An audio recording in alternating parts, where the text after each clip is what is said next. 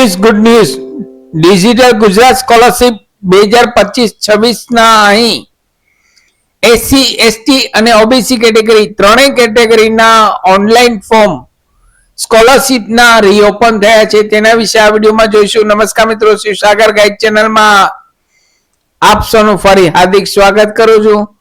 Channel પર નવા હો તો મિત્રો અમારી ચેનલને સબસ્ક્રાઇબ કરી લેશો. ડિજિટલ ગુજરાત સ્કોલરશિપ ના વિડીયો દર વર્ષે અમારી ચેનલ પર સમયાંતરે પબ્લિશ થતા હોય છે. Come to the point friends, અહીં લેટેસ્ટ અપડેટ જોઈએ તો રાઈટ સાઈડ જમણી બાજુ નોટિસ જોઈએ તો due to remaining students for academic year 2025-26 filling post matric scholarship forms on digital Gujarat portal for ST category remain reopened from 9/3/2026 થી લઈ 31/3/2026 સુધી. જે લોકો બાકી છે એસટી કેટેગરીમાં આવે છે અને ઓનલાઈન ફોર્મ ભરી શક્યા નથી 2025-26 નું, તેવા વિદ્યાર્થીઓ માટે ગુડ ન્યૂઝ છે. તેમના ફોર્મ ફરી રીઓપન થયા છે. 9/3/2026 થી લઈ 31 માર્ચ 2026 સુધી આપ આ ઓનલાઈન ફોર્મ ભરી શકો છો એસટી કેટેગરી વાળા.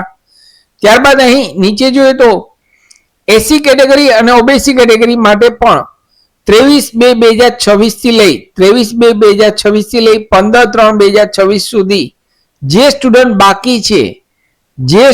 બાકી છે જેમને ફોર્મ ભરેલ નથી એસસી અને ઓબીસી કેટેગરી વાળા, તેવા વિદ્યાર્થીઓ અહીં સ્કોલરશિપનું ઓનલાઈન ફોર્મ ભરી શકશે.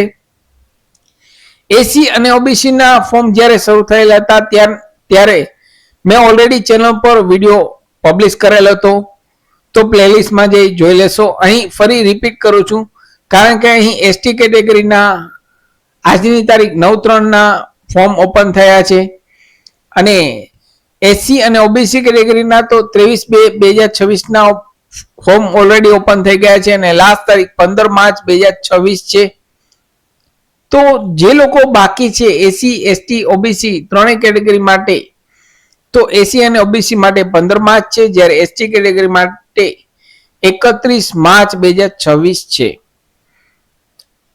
આશા રાખું છું ફ્રેન્ડ્સ આપને આ વિડીયો ગમ્યો હશે. આપને આ વિડીયો ગમ્યો હોય તો લાઈક કરશો, શેર કરશો, નવા હો તો અમારી ચેનલને સબસ્ક્રાઇબ કરવાનું ભૂલશો નહીં.